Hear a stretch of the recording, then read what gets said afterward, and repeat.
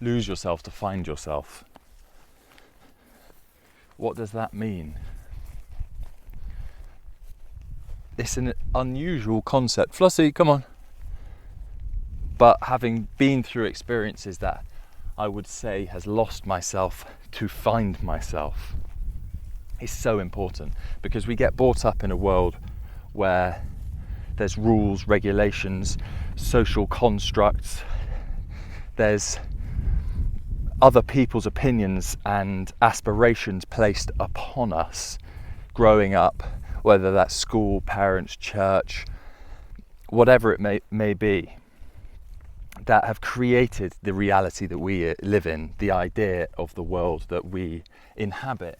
It's a mental construct, it's in our head.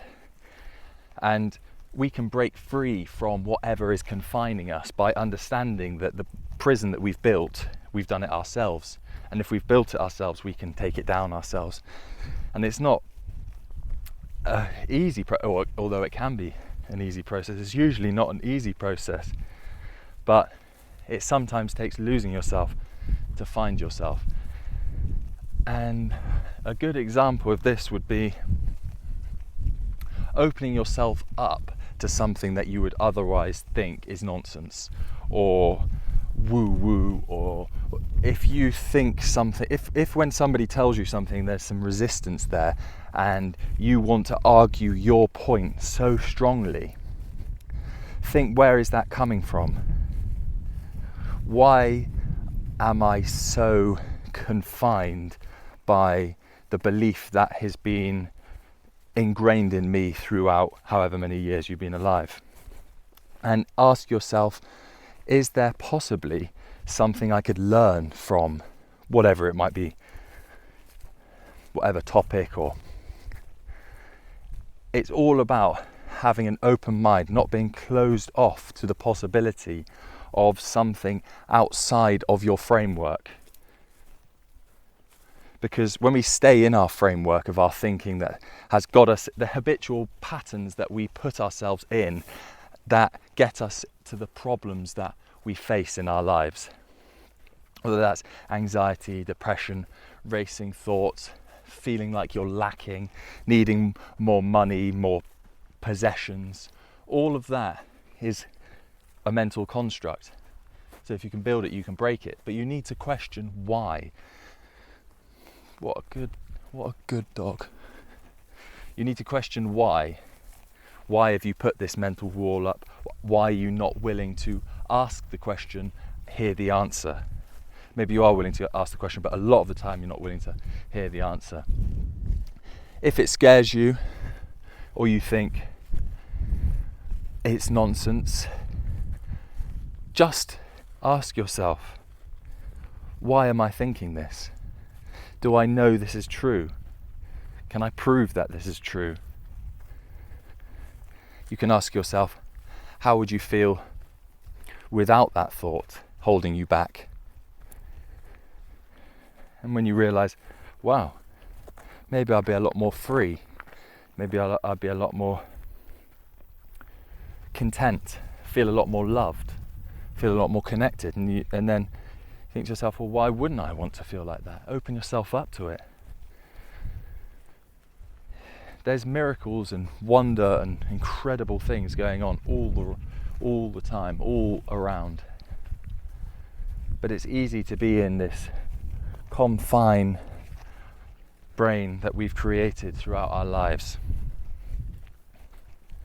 I was brought up in a Church of England Christian way, and if you'd have asked me 5 years ago, what do you think about yoga or other religions, I'd have been completely closed off. I'd have said it's a load of rubbish. I'd have said very rude things that I now know not to be true, but things that I only found out through questioning, through losing myself to find myself, through quiet meditation, through sitting, asking questions. Not just having an idea in your head that your ego holds onto and creates an identity around and says that this is who I am. I'm Gideon, I'm English, I'm a Church of England Christian, and nothing outside of that framework, it fits into this ego. Break free from that. That's holding you back. The ego loves these walls, but you don't need them there. We're not defined by that labeling whatsoever. It's so easy to think that we are. It's so easy to think that we have to be this person that other people expect us to be because we're English and we went to this school and we aspire to this job and our parents did this, so we should probably do that. We can't think for ourselves, but we must question these things. And I'm not saying all of these things that you've been brought up with are bad, not at all.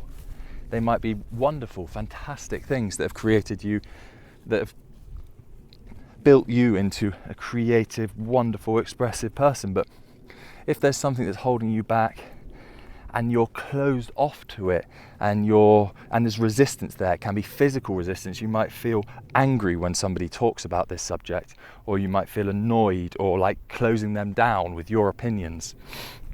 Just know that there's no absolute truths.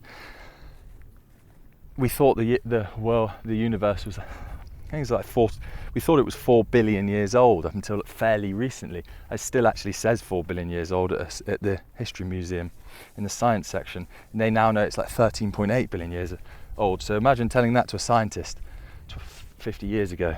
It's actually, no, you've got your calculations completely wrong.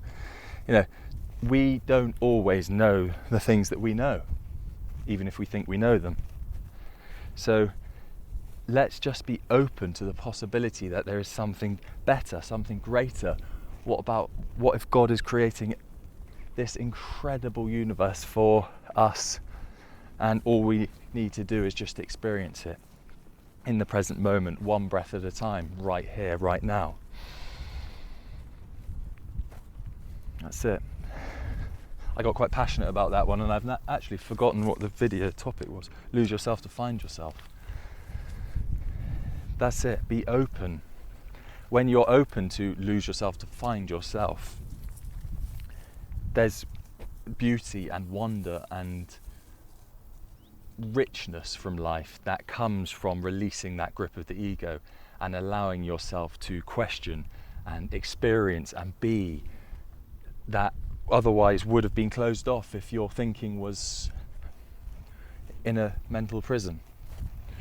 So I hope I've sparked a little bit of inspiration there. Oh, look at this. Okay. If you've enjoyed the video, can I flip the camera? I don't know if I can. So I fed these cows plums from the tree the other day, and they were waiting for me this morning for me to feed them plums. And now look, I don't know if you can see over there, they're now waiting by my house again. And it's always the same ones that I fed plums. It's really nice. So I better go and give them some plums. Until the next time, I hope you've enjoyed it. If you have, share this message with somebody who you think might need to hear it or might resonate with. Love you all. See you in the next one.